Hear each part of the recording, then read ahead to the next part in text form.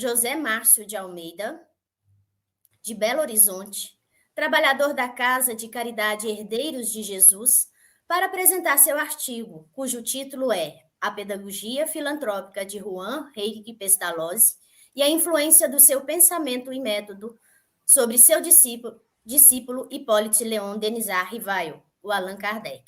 Seja bem-vindo, boa exposição. Olá, Eliane, boa tarde a todos que nos acompanham aqui no Nono Conice. Antes de nós iniciarmos as nossas reflexões, eu gostaria de cumprimentar, em nome do Vladas e do Carlos Gomes, todos os companheiros e companheiras que integram a comissão organizadora do Nono Conice, não é? Parabenizá-los pela iniciativa e pela primorosa organização do evento, que tem transcorrido de uma forma muito serena, muito equilibrada, bem tranquila. Meus amigos, minhas amigas, esse é o tema que nós estamos apresentando, o artigo que pretendemos apresentar rapidamente, ele versa de de algo que é muito, refletido, debatido dentro do movimento espírita, sobretudo no que diz respeito ao contexto, histórico da biografia do próprio professor Rivaio, futuro Allan Kardec. Antes de nós iniciarmos, é preciso fazer uma breve contextualização, entendemos por bem fazê-lo.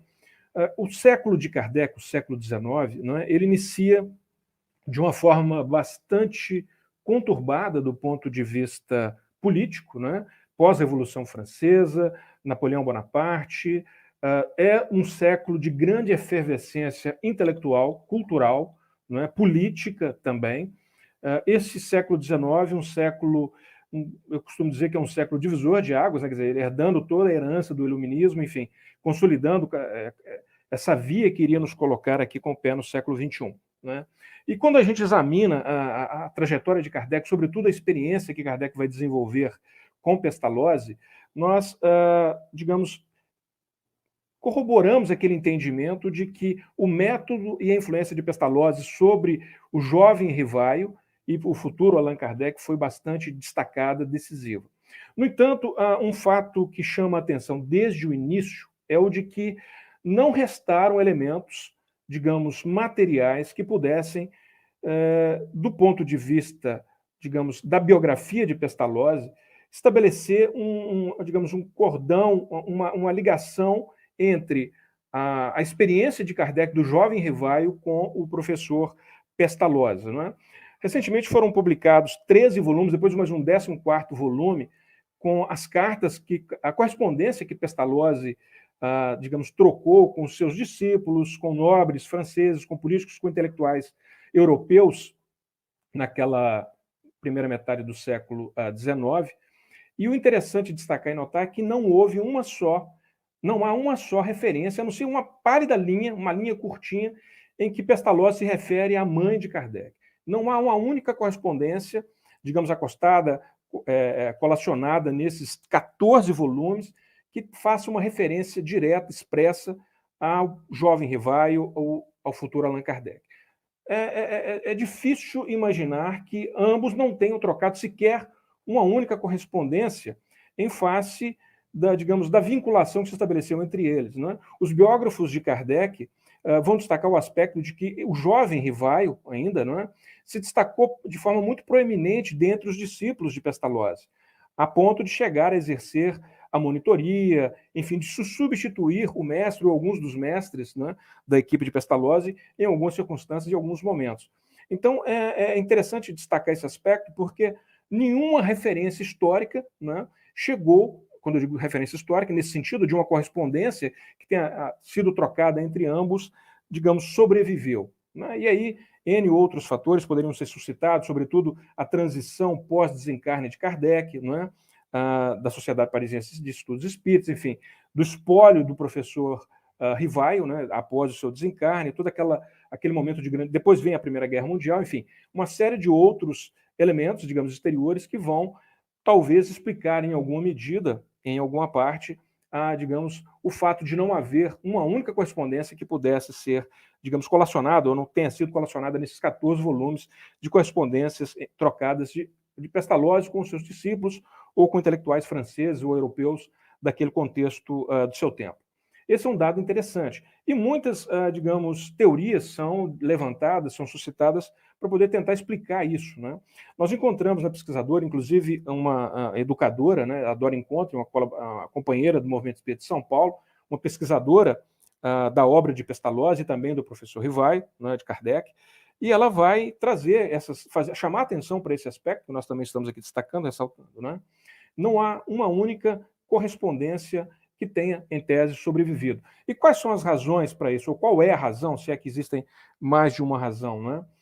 E ela, inclusive, levanta uma questão que me parece bastante pertinente, inclusive que deve ser considerada, que é o fato de que, quando Kardec, quando Rivaio, né, assume o trabalho da codificação espírita, essa obra espiritualista, né, talvez algum tipo de preconceito naquele instante, naquele contexto histórico, né? É preciso também destacar, nós falarmos um pouquinho desse contexto, dessa conjuntura, digamos, histórico-política da França, digamos, em meados do século XIX.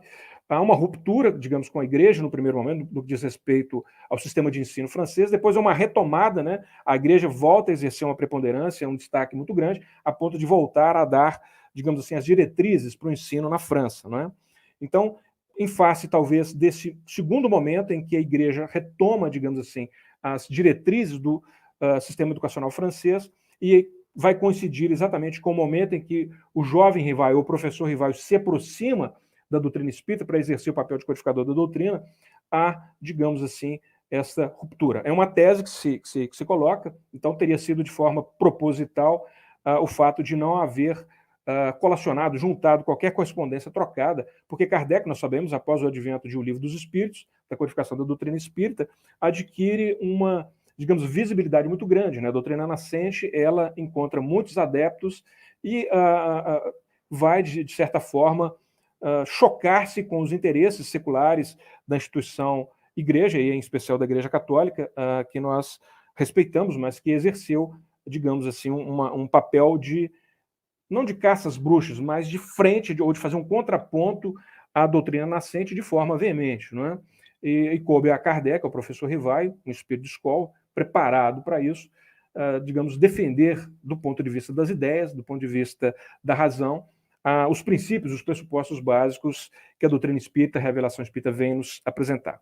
Ainda falando sobre o que é programação, me parece muito adequado também destacar, peço vênia a vocês, quando a gente verifica aqui a programação do nono CONICE, nós vamos perceber que a ciência espírita, ela não se resume a tão somente o estudo, né, digamos, do fenômeno espírita, do fenômeno mediúnico, ou a demonstração da imortalidade da alma, algo que está sobejamente comprovado, como foi dito aqui na parte da manhã, algo que está nas leis da natureza, enfim, trata-se de uma lei natural, enfim, isso está, digamos, muito demonstrado. Mas o que é interessante destacar é que a programação do nono CONICE, ela, digamos assim, amplia o leque de, digamos, estudo, de pesquisa, de interface da doutrina espírita com as mais variadas áreas do conhecimento humano, né? Por exemplo, nós estamos aqui tentando fazer uma espécie de link entre dados biográficos históricos, não é? Com dados pedagógicos. Então a gente pode dizer o seguinte: olha, a doutrina espírita fala diretamente com a psicologia, fala diretamente com a psicanálise, fala diretamente com a medicina, fala diretamente com o direito, enfim, com a história e por aí, dentre outras muitas áreas do conhecimento humano, não é? Então a ciência espírita se amplia, a doutrina espírita, como uma, digamos, manifestação de uma lei natural, ela fala com todas as demais, com todos os demais ramos do conhecimento humano, né? Então o CONICE, mais uma vez parabenizando, né, a comissão organizadora, que trouxe esse leque ampliado de investigações acerca da interface da doutrina espírita com todas essas áreas do conhecimento humano. Mas voltando aqui ao objeto da nossa, digamos, análise, da apresentação do artigo que apresentamos, é preciso compreender o seguinte: em 1815, né, o jovem Rivaio, então, vai a Yverdon, na Suíça, e se matricula na escola de Pestalozzi. Eles vão estar juntos diuturnamente, uma convivência diária de 5 anos, né, entre 1815 e 1820, o jovem Rivaio vai estar, digamos, travando contato com o mestre Pestalozzi, com a sua equipe de profissionais, de mestres também, e vai, como dissemos no início, se destacar de forma proeminente dentre todos aqueles alunos que ali estavam, né? Aí chamam-nos a atenção, como destacávamos, o fato de que não ter sobrevivido nenhuma correspondência trocada entre ambos, o que é, digamos, muito factível que tenha acontecido, né? Algo que a gente pode afirmar, olha, deve ter havido, certamente houve, porque ambos, né, desenvolveram uma, digamos, relação muito íntima, muito próxima, a afeição, inclusive, da própria, digamos, personalidade do próprio Pestalozzi, né, que era uma pessoa muito, digamos, amável, afável, e que dispensava a todos os seus alunos, a todos os seus discípulos, digamos, um atendimento, uma atenção toda ela muito cortês, né? De muita, digamos, proximidade, de muita atenção, né? Então, ora, se não restou, digamos, um documento que pudesse atestar de forma, digamos, material a esse vínculo, né? É claro que existem outros mecanismos, outros meios. O próprio Rivaio, né, ainda o professor Rivaio, antes de assumir o pseudônimo de Allan Kardec, nas, digamos, páginas de rosto das suas obras de natureza pedagógica, ele vai dizer se tratar de um discípulo de Pestalozzi, né? Nós sabemos que Rivaio, já com 19 anos de idade, ele inicia com bastante destaque a sua participação na vida acadêmica, na vida, digamos, pedagógica da França, vai propor uma metodologia de reforma do ensino, enfim, obras de natureza pedagógica muitíssimo importantes, obras que sobreviveram, inclusive, ao século XIX, não é? Vai ser um coautor de uma gramática de língua francesa, ainda hoje utilizada na França. Quer dizer, resta, digamos, elementos, né, digamos, acessórios ou indiretos que permitem afirmar com toda e absoluta segurança se tratar Rivaio de um discípulo de Pestalozzi. Não é este o nosso, digamos, objetivo principal com esse artigo, mas o de tentar encontrar na obra de Rivaio e depois também na obra de Allan Kardec, né, aí fazendo digamos, estabelecendo um divisor de águas entre a obra pedagógica e a obra, digamos, espiritualista, ou espírita, de Rivaio, Kardec, né, traços que, digamos assim, remontam à pedagogia, ao método de Pestalozzi. Naturalmente, esse é um esforço que os nossos companheiros, digamos, voltados à área da educação, né, e aí sob o viés, o olhar doutrinário espírita, tem muito mais condições, elementos para poderem, digamos, fazer essa análise de metodologias, de métodos,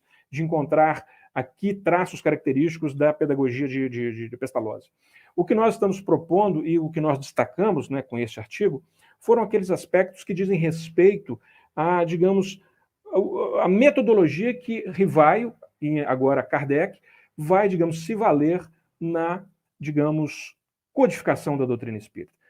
Antes até de, digamos, destacar esse aspecto, nós vamos entender o seguinte: olha, ainda quando educador, né, o pedagogo Rivaio, o professor Rivaio, como era conhecido nos meios intelectuais da França, de Paris, sobretudo na primeira metade do século XIX, ele, digamos, reproduz na sua prática aquela pedagogia filantrópica de Pestalozzi. Pestalozzi, ele reservava um número de vagas no seu instituto educacional em Yverdon para aquelas jovens, aquelas crianças que não tinham a condição de, digamos, bancar os custos com a sua educação, não é?